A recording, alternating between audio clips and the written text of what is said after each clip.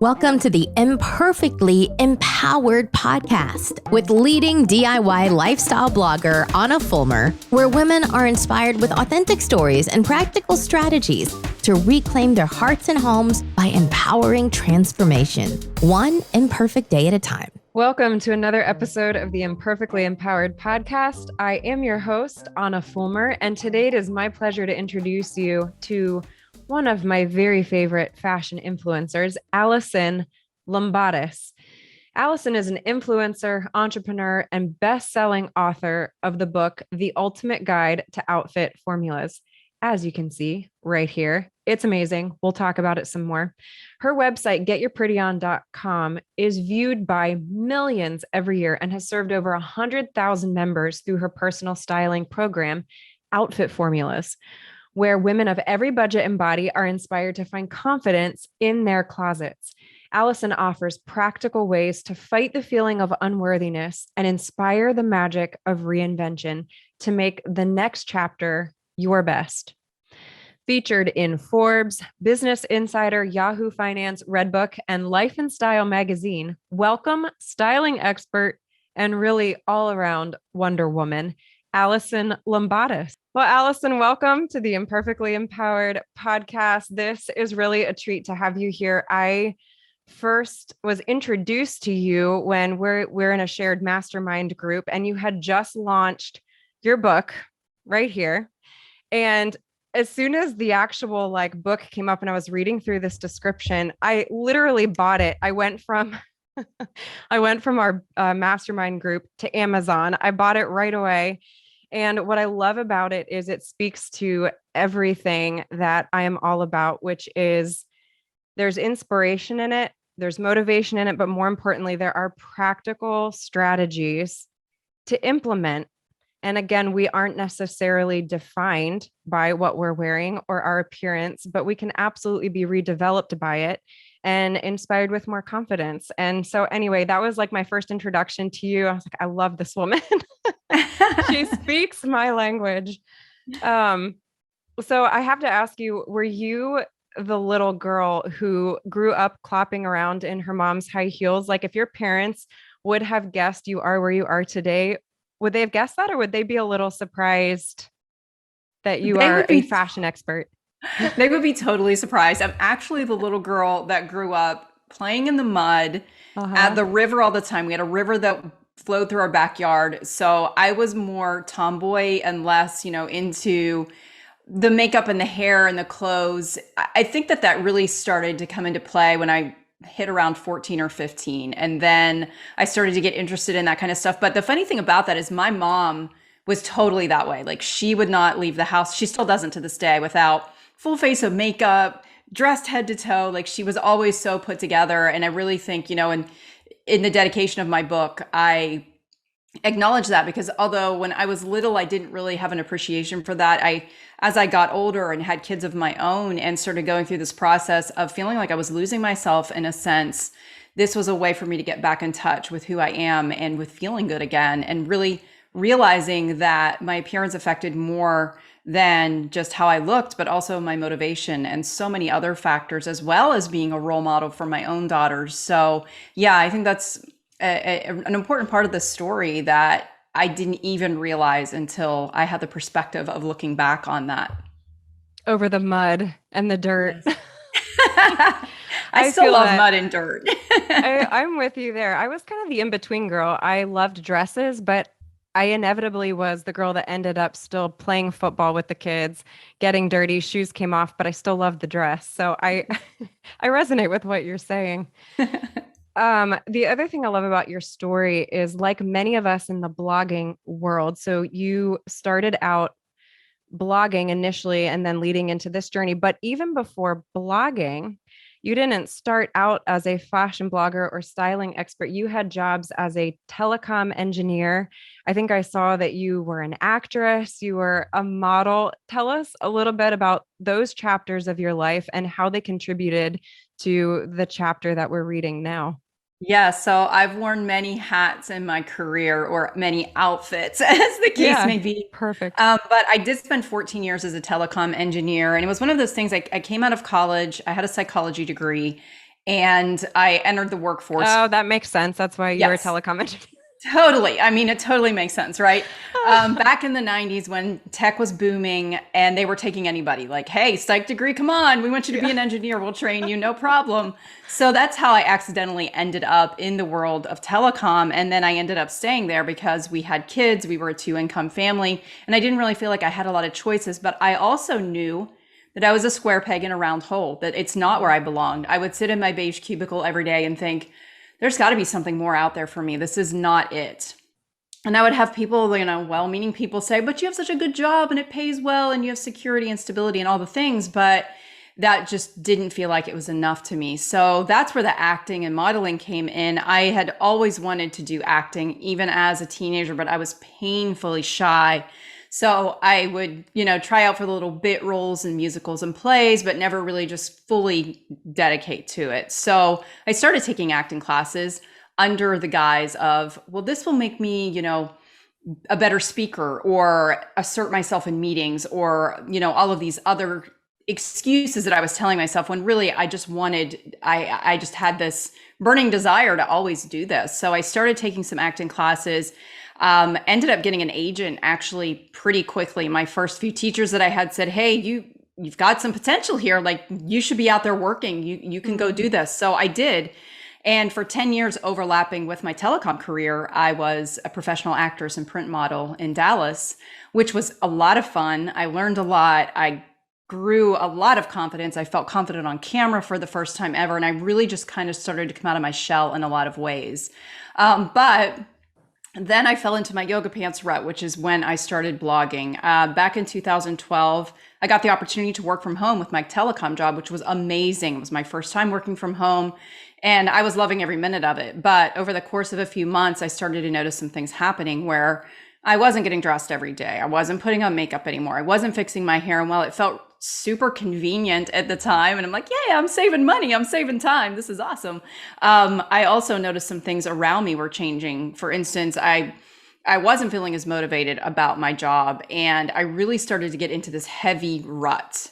It was probably more of a depression. Now that I'm looking back on it, I can see that more clearly, but I didn't know how to dig myself out of this. And that's when I really came back to basics and said, what was I doing when I was working in the office that was different? That, obviously I had to keep hours because I had to work 8 to 5 every day, but I was also getting up earlier. I was getting dressed. I was putting on makeup. I was fixing my hair before I walked out the door every day.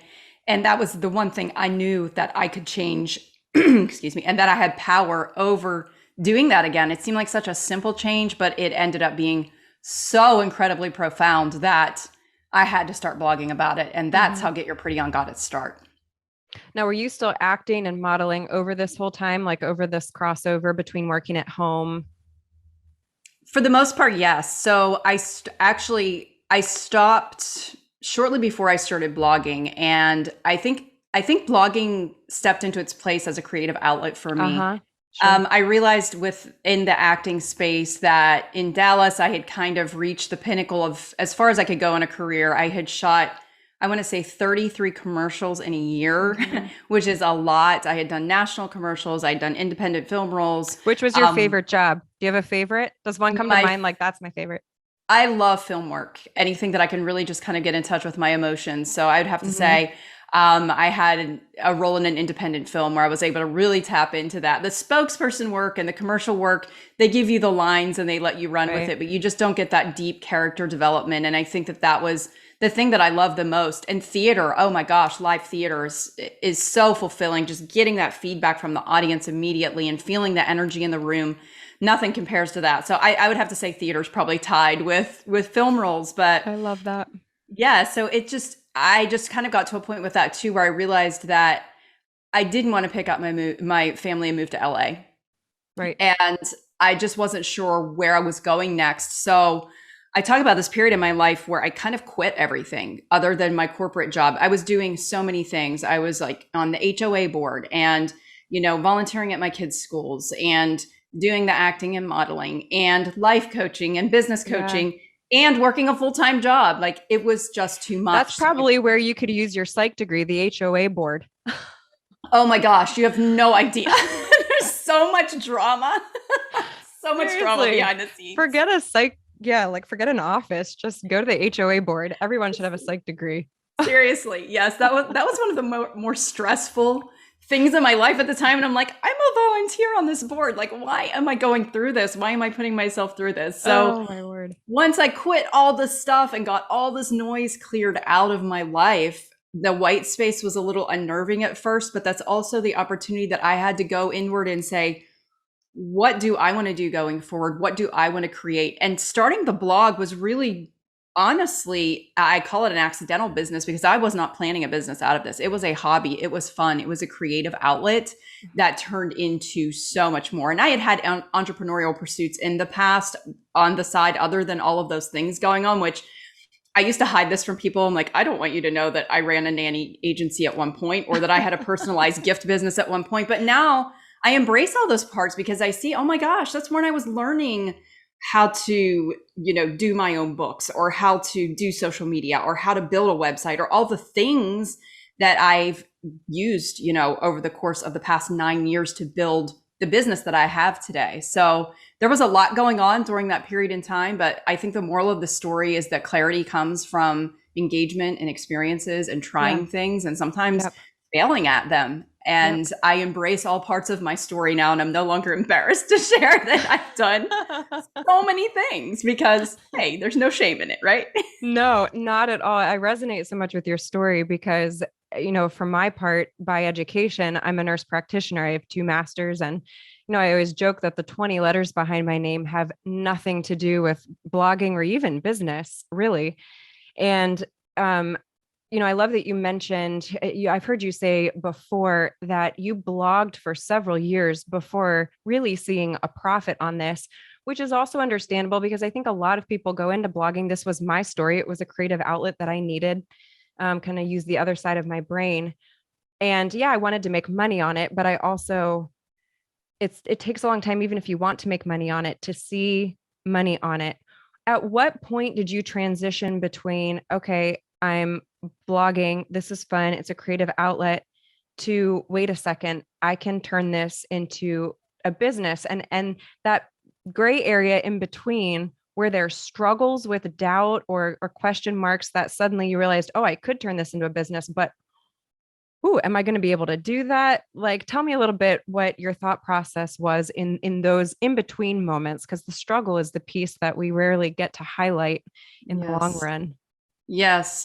So in going back to 2012, I realized very quickly that the blog was growing organically because I was offering a style of resource that wasn't there. There weren't a lot of people at the time talking about work from home style or stay at home style. It was more office style or haute couture. And there weren't a lot of people just talking to the everyday woman about what do we wear when we're working from home during the day? How do we look cute and put together when we run to Target? And that's exactly what my niche was. So you were the trailblazer before COVID.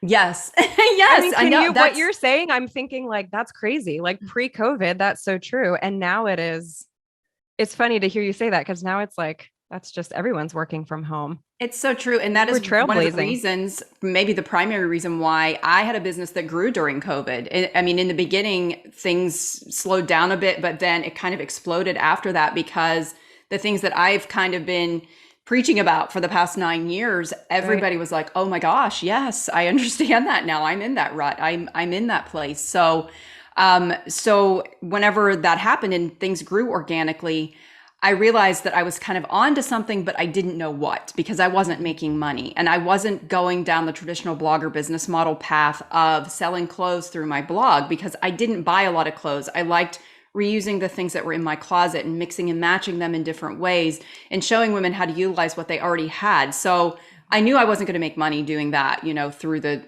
commissions earned off of clothing.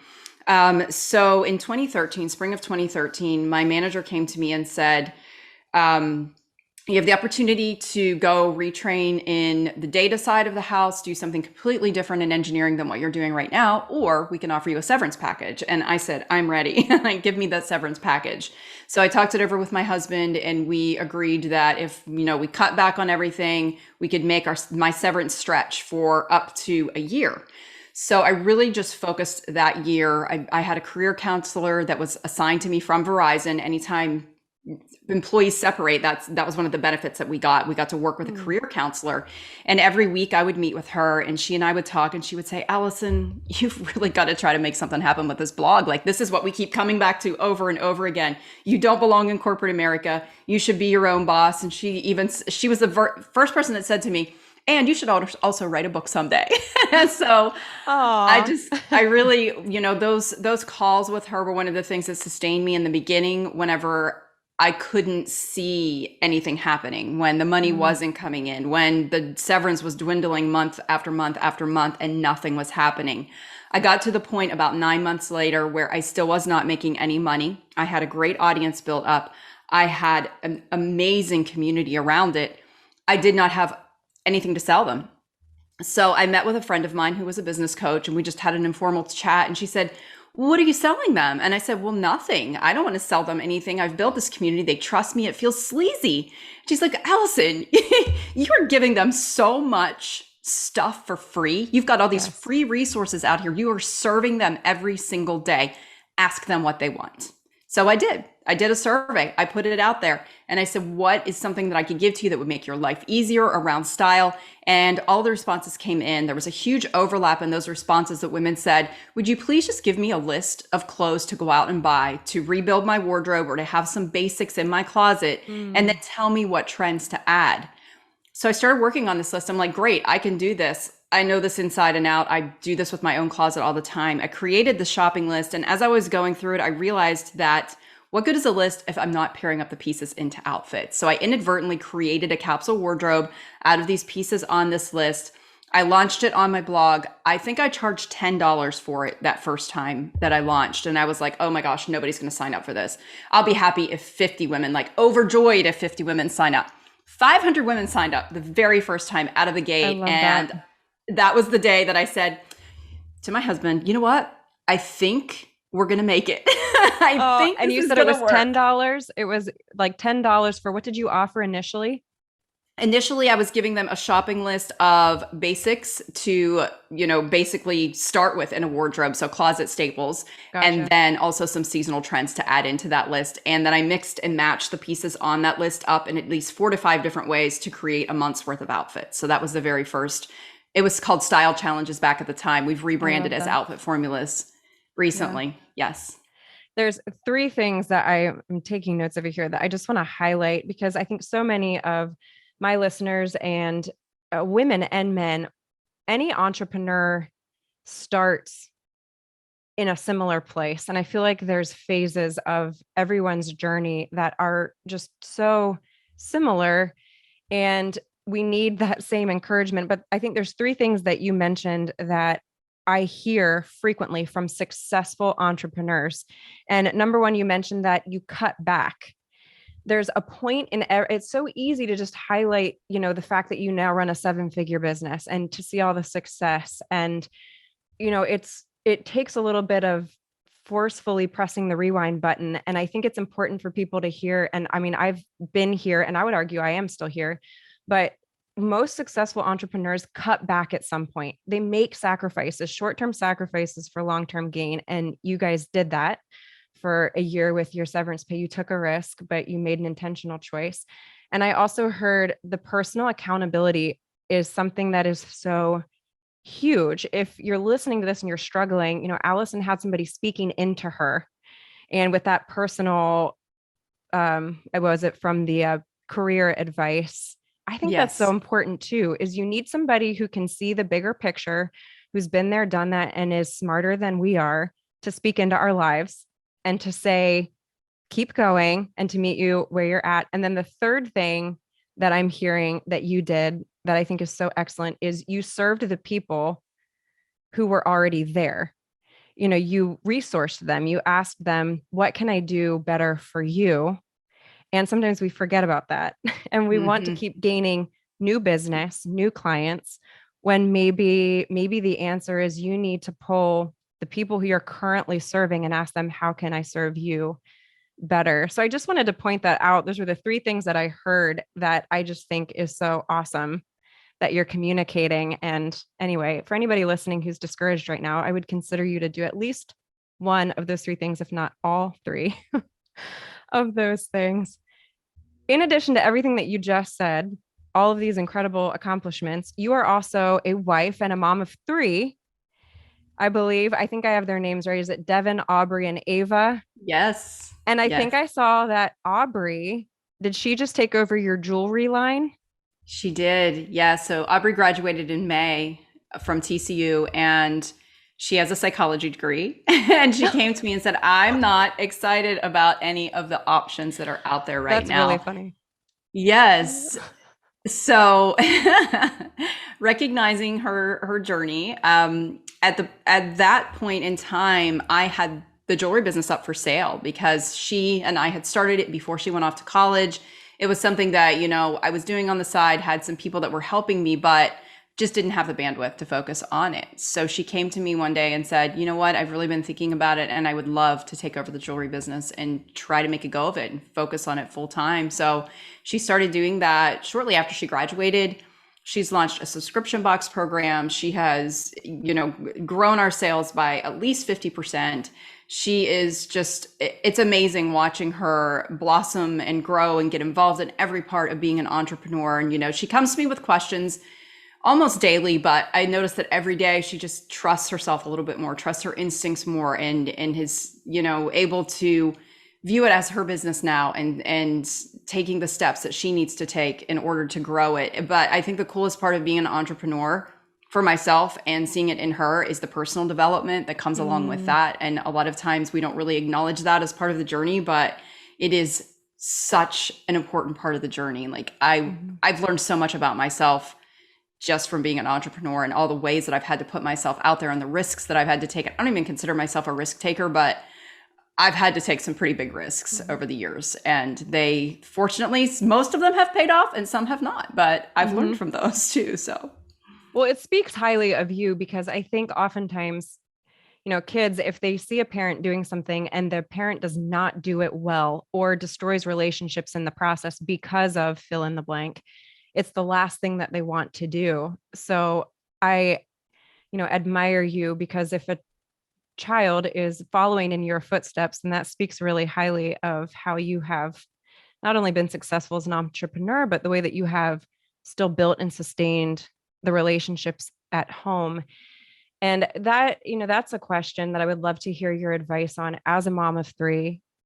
In all of this, sometimes we forget that, oh, P.S., I'm also a mom, right? Which is like the most full-time job. There is no clock in, clock out with parenting. How do you balance building a 7-figure business while still building your relationships at home? What advice do you have, certainly for myself and for any of us listening?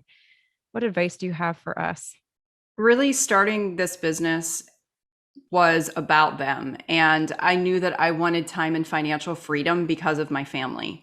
I didn't want anybody telling me that I had to travel or that I had to be somewhere that I didn't want to be, or I had to work hours that I didn't want to work. And granted, there were, years where I really had to lean hard into the business to get it where it is today, but with the ultimate goal of knowing that this will pay off. And to an extent, I feel like I've almost spoiled my kids in the regard that when they came out of college, I've had two that have graduated now, both of them kind of struggled with that.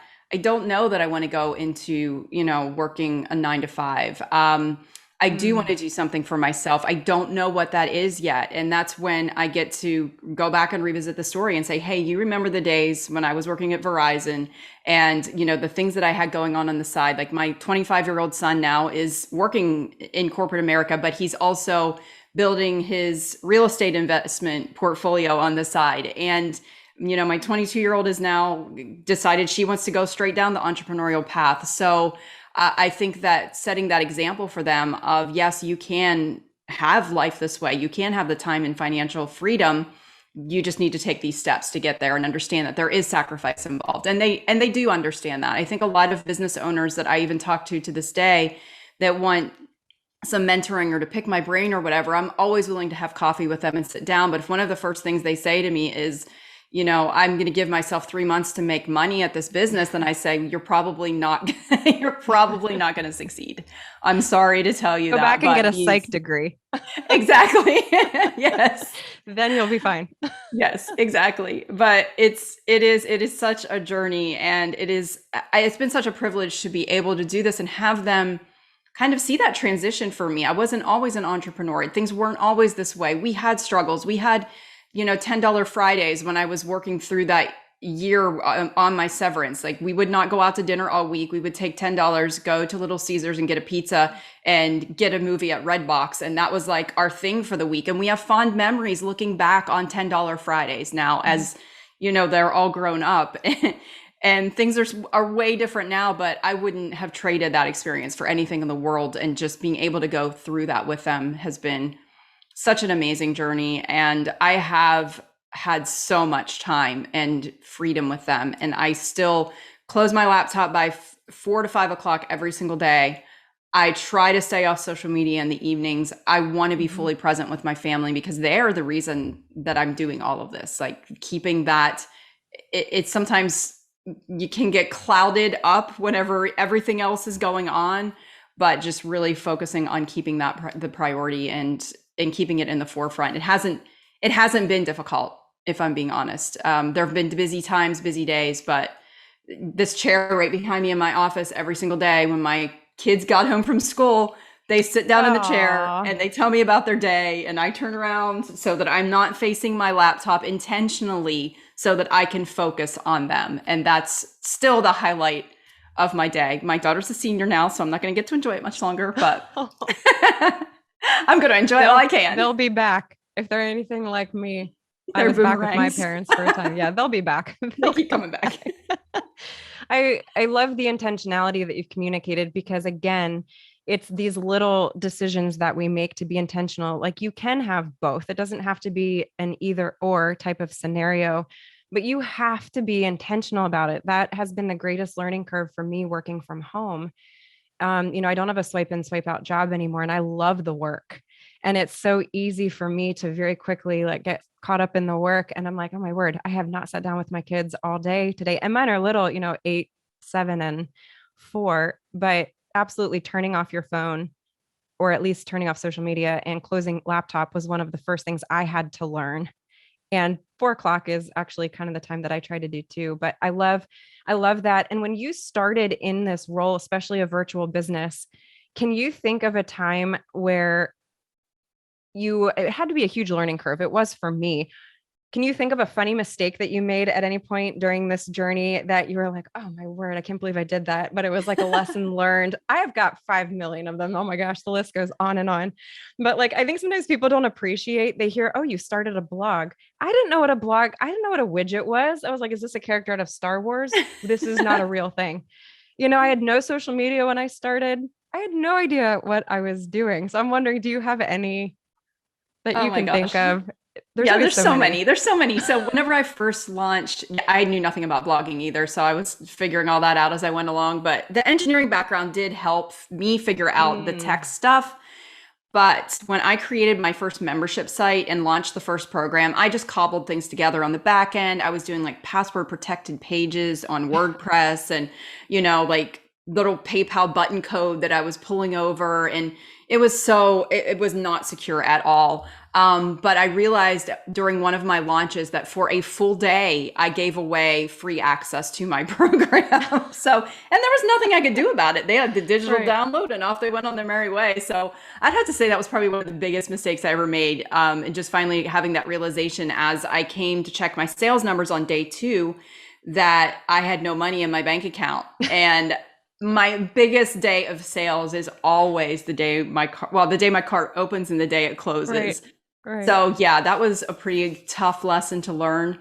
And you know what? And now that I think about that, I want to say that I had a customer who came to me and said, hey, I wanted to let you know I signed up for the program, but I don't see the charge. And that was the thing, I believe, that actually did cue me in. And then I logged in the next morning and was like, oh no, this is not good. But aren't you so grateful for those clients though? I'm so grateful for the ones who are like, hey, did you know that XYZ isn't working? I'm like, okay, I know that hundreds, maybe thousands of people have seen that and not taken the time. Yes. I'm always so appreciative. Like, please point out my mistakes. Please let me know. Even if it's a typo, I don't care. Like, tell me, I will fix that. Exactly. If you could use one word, this is always a really hard question, but if you could use one word to sum up the key to success, what would it be? This is such a good one. There's so many that just instantly popped into my head. And I'm always tempted to pick the boring one because it's consistency. It is. It's not sexy at all. It is just getting up and showing up every single day, whether you feel like it or not, because you don't have to feel it to do it. And that applies to everything in life, whether it's getting dressed or working out or, showing up after you've just had a really, really crappy day in business. You just have to keep showing up. That's the key to success. It has been for me. And I still tell myself that every single day, just like keep showing up and the magic will happen. There's no shortcutting the process. Yeah. But as long as you're being consistent with it, you will get results, even if you can't see it right now. I love that. And the last question I want to ask before we take a break is, what is one goal you hope to achieve yet in your lifetime? It could be personal or professional. We're all about goals here. So I would love to hear, what is one that you still would like to accomplish? I would love to have a New York Times bestseller. Ooh. I don't think I've ever said that out loud before. Yeah. Hey, we threw it out there. Everyone write that down. All right, universe, you heard that. Alison wants a New York Times bestseller. Girl, you're going to get it. I don't doubt that. I do not doubt that. I love that. Well, after you launch your New York Times bestseller, come on back on here. Absolutely. 100%. We are going to take a quick break, but stay tuned for a speed round of this or that with Alison. And then we're going to also learn from her expertise and discover practical ways to create a flattering, functional wardrobe for every body and budget when we come back from this break. Save time. Get practical inspiration delivered to your inbox every month with exclusive access to the premier digital women's health and home magazine. For just $14.99 a month, you will get delicious and nutritious recipes, essential cleaning and organization hacks, must-have product recommendations, helpful fashion ideas, practical DIY tutorials, creative fun for kids, home decor inspiration, stress-free entertaining tips, evidence-based health and wellness advice, productivity challenges with prizes, exclusive access to upcoming Imperfectly Empowered podcast guests, and exclusive access to bonus printables and templates on podcast show notes, giveaways, and so much more with this exclusive membership, the Imperfectly Empowered Journal. Reclaim your heart and home with a digital health and home magazine full of practical strategies you can actually use. Want to try an issue for free? Visit www.hammersandhugs.com and click on the Imperfectly Empowered Journal tab to sign up for a free issue of the Imperfectly Empowered Journal today. Welcome back. We are here with Alison Lumbatis. We're going to do a quick speed round of this or that. Alison, we're going to get to know you a little bit better. You will get two options. You don't have to think about it too hard, whichever one comes to mind. So first one, M&Ms or Skittles? Skittles. Cake or pie? Pie. Ooh, favorite pie? Pumpkin. Whoa, that's a great choice. Music or podcasts? Music. Favorite band? Or artist? I love rap. I've got to admit it. I love Drake. Okay. Yeah, we'll go. I'm between Drake and Bieber. Oh, okay. Hey, no judgment here. Do you ever listen to Lecrae? Have you heard of Lecrae? No. I love him. He's a Christian rapper, but he's amazing. Family card game or board game? Board game. Do you have a family favorite? We play so many board games, especially during the holidays. It's like constant. My husband's the big board game lover. We have one that's called Smart A. And I've not heard of this one. Yeah, it's a trivia game. And I win it every single time. And there's like this running family joke. I'm an Enneagram 5, so trivia is my jam. And we even have like guests over and we'll play the game together and they'll say, oh, you just wait, I'm gonna beat you at this game. And then I end up winning it every time. And I'm not even saying that, like, I know a little bit about a lot. Let's just say that I don't know a lot about, any deep subjects, but yeah, I usually win. Oh my gosh, I'm terrible at trivia. Well, you would crush me. Shoes or purses? Oh man, that's like asking me which kid is my favorite. Mm-hmm. It's really equal. Shoes. Shoes. Do you have a favorite brand or line? Not really, no. I just go with, I like something that's a little bit funky and a little bit different. I'm a pretty classic girl, but I always look for those little details that make something just kind of special. I love it. I'm a shoe girl. I'm with you there. Okay, what's worse, laundry or dishes? Dishes. Cups in the cupboard. Do you stack them right side up or upside down? Upside down. Online shopping or shopping in a store? Online, all the way. Oh, interesting. Okay. Some people, it's funny, they're really passionate about this one. Mm-hmm. There's some retail shoppers that are like, I will not shop online. It's like the experience of walking into the store is there. It's like therapy. Yeah. Flats or heels? I love heels. I wear flats almost every day, but I'm a heel lover. Yeah. London or Paris? Ooh. Paris. Cabin by the lake or house on the beach? Beach. Too easy. I'm with you there. That's, again, people have that answer really, really quickly. So I want to point out, as we're talking about clothing, a lot of people may not realize this. I am very confident that you do, but for our friends that are listening or watching, when we talk about clothing and getting yourself ready for the day, I want you to understand too that there are actually studies that have shown that simply putting on makeup, doing your hair, putting on clothes that make you feel confident has a direct correlation on improved productivity. So I want to throw that out there as we start to dive into this expertise, because I think a lot of people don't realize that, what you are doing in the morning, what you are doing to get ready, what you're wearing has truly been shown in research to have an effect on not just your mood and outlook, but what you are actually able to accomplish in a day. So there is very, very good reason to pay attention here, to buy her book, to check out her website. We'll get into all this. But from my part, my listeners are familiar with this story. I am not a morning person by nature. And I had to force myself when I started working from home to establish an early morning routine. And the last thing that I finally got a hang of was getting myself dressed for the day, because I would always work out in the afternoon.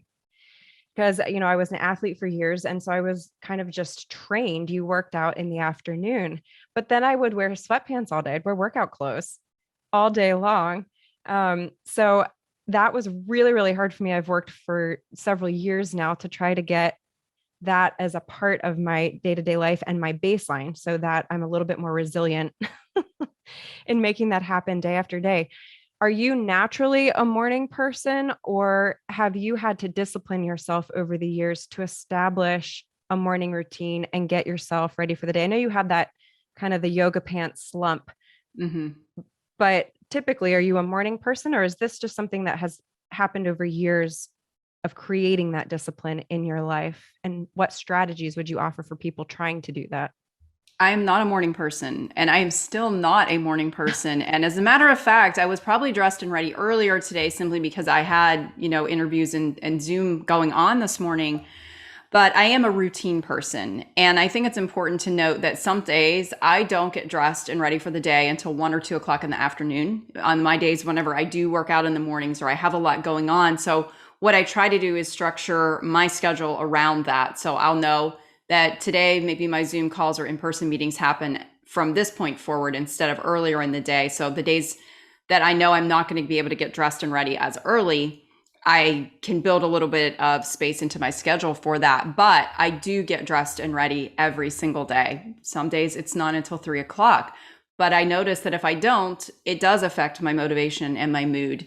And, I have those red flags in my life that are kind of like the warning signs for, hey, it's time to get dressed. I may have 2 or 3 days in a row that will go by where I am just staying in my yoga pants or I'm not putting on makeup, and I start to feel it every single time. Like it affects my motivation and the way things are happening around the house. Like maybe there's dirty dishes in the sink, or I'm making the bed later in the day or whatever. But I've come to be able to realize that there are certain things going on in my environment that are telling me, hey, let's just refocus on the routine. And I know what the routine means. The routine means get in the shower, get dressed, put on makeup. I was thinking about this yesterday because I was tempted. I got out of the shower, I got dressed, I sat down to do my makeup, and then I thought, oh, I want to run and answer a couple emails really quickly. And then I have this rule for myself: do not leave the bathroom until you are completely ready. Because I know if I do, then I run the risk of getting involved in something else and just not focusing that time on me. And it's part of my self-care. So while it's not happening at the same time every day, I do maintain the routine every day. It just kind of is a little bit more flexible than that, but I do make sure that I get dressed and ready every single day.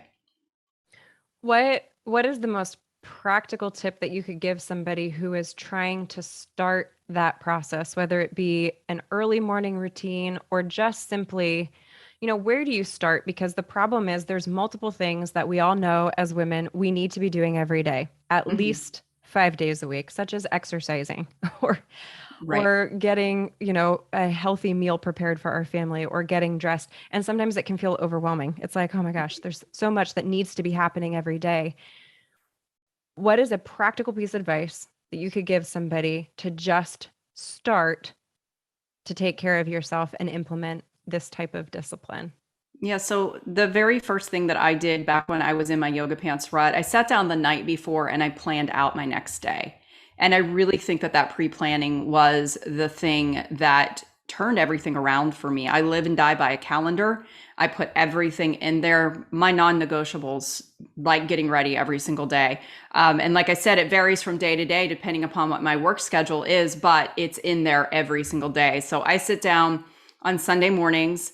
I have my digital calendar, that's on my phone and my laptop, but I also keep a paper calendar so that I have something in front of me representing my 3 rocks for the day, the 3 most important things that I'm going to focus on. I try not to get too overwhelmed by stuffing too much into one day, but usually at the top of the day, I have getting dressed in that calendar if I'm able to accomplish it at the top of the day. On the days that I work out in the mornings and it gets pushed to around, 11:30 or 12, I give myself some grace and some leeway, but just having that in the schedule and knowing that I'm going to make it happen, it feels that much more real to me. And then I also love just being able to check that off. Like there's that sense of accomplishment of being able to say, I did that. I got dressed today. Yes. Like I got myself ready for the day.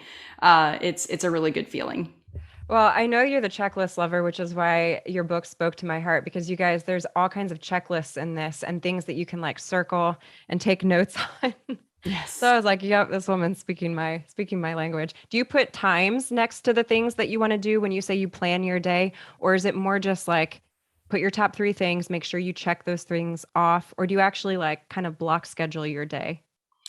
So I have my paper calendar has space at the top where I can put my big rocks for the day. So that's before the hourly schedule starts. And then I have an hourly schedule under that, which goes the whole way through the evening. So I put things into the hourly schedule, and sometimes they shift a little bit, especially if they're not, work calls or something like that. But I do write everything in there that I want to accomplish in the day. And then at the bottom of the day, I believe there's space for additional notes and things that if, there's certain things that I don't want to forget, I'll write those in there too. But the paper calendar thing just works so well for me to have it sitting here staring at me all day while I'm working and staying on track and on schedule with it. I'm with you. I'm the multicolored pen, highlighter, paper planner girl. I love it. I love it. Oh, okay, let's talk about Capsule Wardrobes. So your world-renowned outfit formula styling program is really all about creating a capsule wardrobe. So tell me, what is a capsule wardrobe and how do we create one for our body and budget? Yes. So I will say this, in the beginning, I didn't even realize I created a capsule wardrobe. One of my followers came to me and said, "Oh my gosh, I love this capsule wardrobe." And I was like, "Wait, what?" So I had to Google the term. That's awesome. Oh, Real okay. life. That was an accident, but cool. Let's embrace this. So a capsule wardrobe is basically a smaller set of clothing that you can mix and match with each other to create outfits. If we take this back, I think it was started back in the 60s by a London boutique owner. And it was a smaller set of clothes. So maybe like 12 pieces in a capsule that could be mixed and matched. I've taken the concept a little bit further with outfit formulas, which is more of a proprietary framework where I'm taking tops, bottoms, jackets, shoes, and accessories. So there are 5 different categories, and creating outfits, mixing and matching the pieces within those categories. So you may have, 5 to 6 bottoms in the capsule. So those are going to be anything you wear on the lower half of your body, which could be pants or skirts. And then I put about 5 to 6 tops in the capsule, a few different jackets. It could be blazers. It could be a moto jacket, something that you're going to wear as a topper for your outfits. Then, of course, your shoes and accessories. You get to pick the shoes that work for your lifestyle, because I'm not going to put leopard print heels on there if, you're working from home all day, which I've done that before, but I've worn them working from home. But those are my confidence shoes. Sometimes whenever I'm having like a big interview and I just want to feel like I'm slaying the day, I will put on my power shoes and I will sit at my desk with those shoes on. But anyway, I'm getting sidetracked. But the capsule wardrobe is just essentially a mixture of these pieces in the capsule that you can use to combine different outfits. It's kind of like Garanimals. If you were a little kid and you had the little mix and match pieces in your wardrobe that had the little stickers on them, like lions go with lions and bears go with bears. It's that same concept where I'm showing you different ways to mix and match. Sometimes pieces that you already have in your closet. Most of us have a lot of really good basic items in our closet, but we keep going out and buying more stuff because we think that's the solution to getting dressed every day, when really it's just looking at your closet through a different lens and seeing what you already have and the ways that you can pair up what's in there, then making the effort to intentionally add things every season to keep it fresh and new, whether it's a new color, a seasonal color trend, a new pattern, a new style, a silhouette, something that just kind of refreshes those basics, yet you're not having to go out and spend a ton of money every season, right? And you can still feel in style. One of the things that I took away from your book that was so helpful is, you mentioned that the capsule wardrobe may even include a lot of pieces that you currently have in your closet. And you have in the book, you talk about these fashion rules, and fashion rule number 9. It's so simple, and yet it made so much sense to me. You said fit matters more than anything. And you mentioned that the best fitting clothing should skim over your body. It shouldn't constrict or be too loose or baggy. I am no fashionista. And for me, for some reason, that just really resonated with me. Like, I need to go through my wardrobe, and if it is not flattering, if it is not skimming, I think especially like shirts and dresses, that concept where it's not hugging in the wrong places or it's highlighting the right. That was so helpful, because I went through and I just got bagged the things that, 1, I haven't worn for years, and 2, that I felt like when I had them on, they were hugging the wrong places or were too baggy in others. So I looked for clothes that were skimming. I just loved that word. It made so much sense to me. So, I think for anybody listening and thinking like, oh my gosh, I have to go buy a new wardrobe, you are so good at communicating that no, you just have to know which ones actually you should be wearing. Absolutely. Which could include pieces that are there that you've just never styled right. It's so true. We don't wear about 80% of what's in our closets at any given time. We're wearing about 20% of what's in there. So the reason I like the checklists in the book is because you can go through and check off anything that you do already have and see that through the lens of how could I pair this up in ways that I've never worn it before, and really just pulling every piece out of your closet and asking yourself, do I feel good in this? Does this make me feel confident? Does it fit and flatter my body? When I look in the mirror, does it make me feel good? Do I want to step out in public in this item? And I am all about choosing your favorite body part and showcasing it. Like, I think that that's a beautiful way to celebrate our bodies, and also not covering, like, a lot of women when they come to me, they'll say, well, what's appropriate for me? I'm over 40, or I'm, a new mom, or I'm an empty nester. Like, what is age appropriate? I get asked that question all the time. And I always go back to saying, what is you appropriate? What feels appropriate for you? You can wear ripped jeans over 50. There's no rule that says that you can't, as long as it fits and flatters your body. You do a selfie litmus test. Take that selfie in the mirror. Does it look good? Do you feel good in it? And if you're not sure, send that selfie to your most honest friend and ask them, because they will tell you. Because your famous quote is, if it's not a heck yes, it's a no. Yes. Quality over quantity, people. If 100%. It's not a heck yes, it's a no. Another question that I am sure you are asked all of the time, because as I was reading through your book, this thought popped into my head. And then the very next chapter, you addressed it. And I was like, we need to be friends. So how do we know what our personal style is? How do we know what type, what is my style? How do you determine that when your closet is, a mix and match of maybe the last 2 decades of life? How would we determine that? Yeah. So the funny thing about style is that you can reinvent yourself at any point in time. And you can be classic minimalist one day. You can be modern, edgy the next day. You can be boho the day after that. You can be feminine. You don't have to lock yourself into one style personality, which is amazing. And I think as women, when we get older, we realize that freedom, that we don't have to define ourselves into one box. But if you are in a box and you've known your style, and there's absolutely nothing wrong with that. If you've known your style since you've been a teenager, which I have, I know that I tend toward the classics and I love to just throw in some trends. That's just who I am. And sometimes those trends do feel more modern or more boho or more edgy or more feminine. But I feel like I know myself well in that space. But if you have no idea where to start, number one, go to Pinterest. Start pinning images that appeal to you. Search for outfits. You can do this seasonally, or you can just look at outfits in general. Don't overthink it. Start pinning away. Once you have about 25 to 50 pins in your folder, then you can either do this with a friend, send it to your friend, say, hey, take a look at this, tell me what you notice. Or you can do this yourself. What types of patterns are in these outfits? I'm a lover of stripes and leopard. So a lot of my outfits are going to have stripes and leopard in them. What colors are represented here? Are you more of a neutral color palette girl? Do you like a pop of color, or are you bold color all over? Do you like bold patterns? What are the silhouettes like? Are they very clean lines? Are they modern? Is this more feminine? Is it more boho? What kind of vibes are you picking up on through these pieces? Is it very ladylike? Are you more of like a Jackie O type or a Kate Middleton? You'll be able to pick up clues from these outfits that you pin that should get you down to at least 1 to 3 categories that you think you can fall in. And then look at your own closet. What are you drawn to over and over again when you go out in the store? I always tell this story. I tell it in the book too. I think I quoted 12 striped shirts in the book, but I actually had 15 when I went back and counted them, because I kept going out and buying the same black and white striped shirt.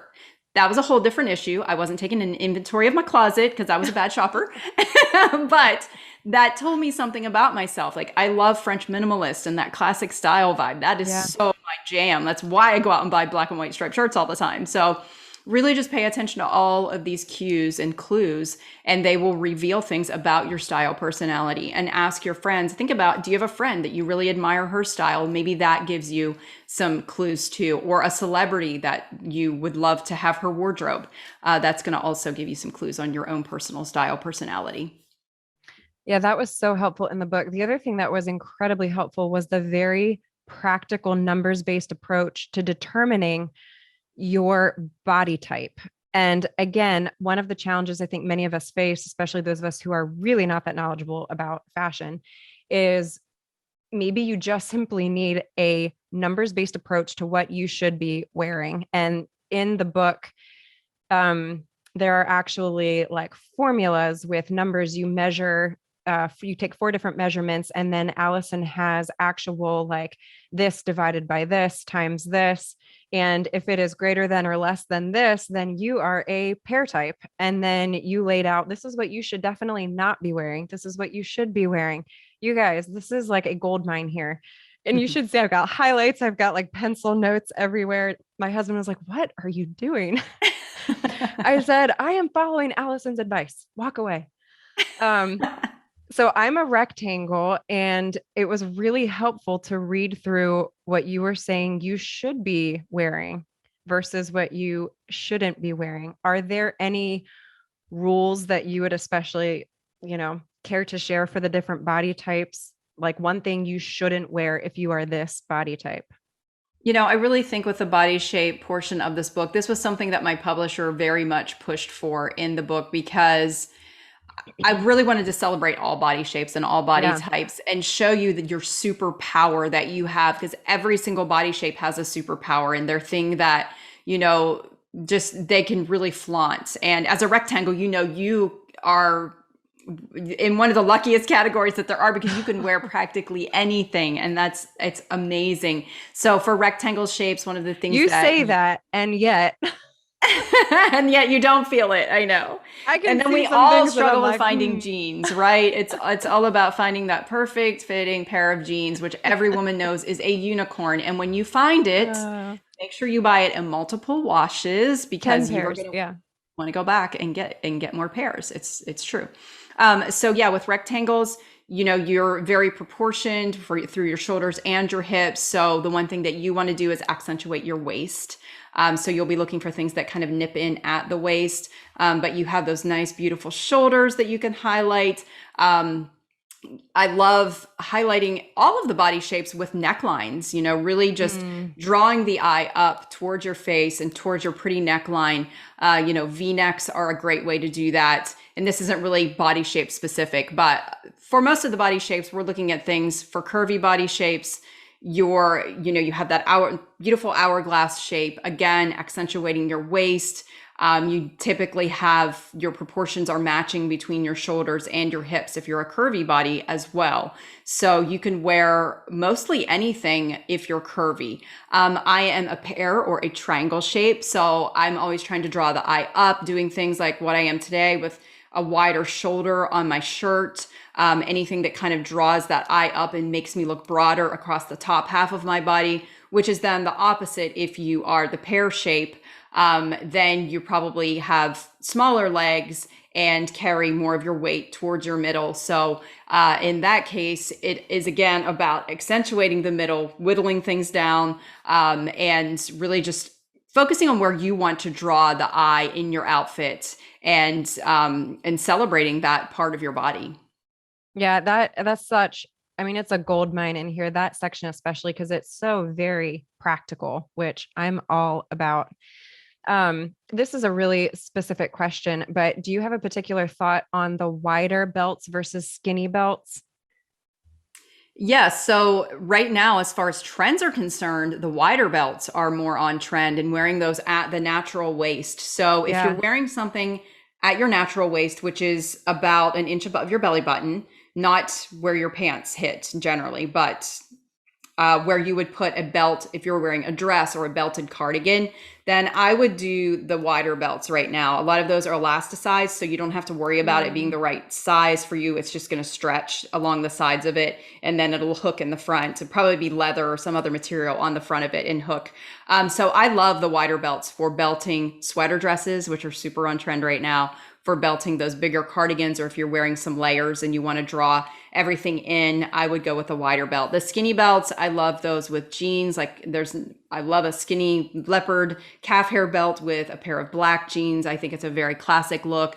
Tuck in a button down chambray top with that, and you have an instant outfit. Those are I don't think there are any rules as far as belts are concerned, but that's just my preference for styling belts if you're going to do wide versus skinny. Also, I encourage everyone listening and watching to follow Alison if you're not already. You give some of the most practical advice. I think I just saw one that you did. Where should your jeans, because the shorter jeans are now a style, the like crop jeans. And she did this incredible video on how far they should land above your boot. Guys, something so simple, but it's amazing how much more put together you look when you're wearing things that are actually flattering your body and your body type. So be sure to follow her on social media. And we'll have all of this on the show notes on the blog at hammersandhugs.com. you must visit www.outfitformulas.com and be able to check all of these amazing styling programs for free. But I just want to finish out with something here. Hold on. Not only do you need this book as well, but I love the very last page of your book, Alison, resonated so much. Your heart is definitely, we share a heartbeat here, but Alison says, if you walk away with just one thing from this book, I want it to be this: you are worthy. You are wonderfully made by your creator. Never, ever forget this. And why I love this so much is that, we live in a day and age where too often our definition and our worth is being driven by how we appear or our accomplishments or our achievements. And someone might ask, well, how do you resonate and reconcile that message with a book all about appearances? And I would say that you cannot be redefined, but you can be redeveloped. That's my heartbeat, that you were infinitely made valuable the day you were knit together in your mother's womb by a divine creator, and nothing that you do or say can add to or detract from that worth, but you can be redeveloped to live with more confidence, more freedom, more joy, and fulfill your God-given purpose. And this book and what Alison does is just that. It is helping you redevelop to live with more confidence and to fulfill your God-given purpose with maybe a just slightly brighter smile. So Alison, it's truly an honor to have you on here. And I really pray God's richest blessing over your family and Aubrey as she's pursuing a new endeavor. And I'm so grateful for your input in all of our lives. You are really a role model for us all. Thank you so much. You are making a difference in this world, and I think that's beautiful. Thank you. I love your message of redefining. I'm sorry, say that again, because I actually want to write that down. Like, I love that so much. Yeah, my heartbeat, what all my followers and my clients hear me say is that you cannot be redefined, only redeveloped. Okay. I love that. Ah, that's so good. Thank you. Mm-hmm. What a gift. Thank you. Thank you. Thank you so much for joining us for this episode of the Imperfectly Empowered podcast. It is my honor to be here with you. I am so grateful for each and every one of you. If you are watching on YouTube, be sure to click the subscribe button below so you don't miss a show, and leave a comment with your thoughts from today's episode below. If you are listening via your preferred podcasting platform, would you help keep us on the air by rating our show and leaving an honest review of your thoughts from today? In case you haven't heard it lately, your story matters and you are loved. This is your host, Ahna Fulmer, and I will see you here next time on the Imperfectly Empowered podcast.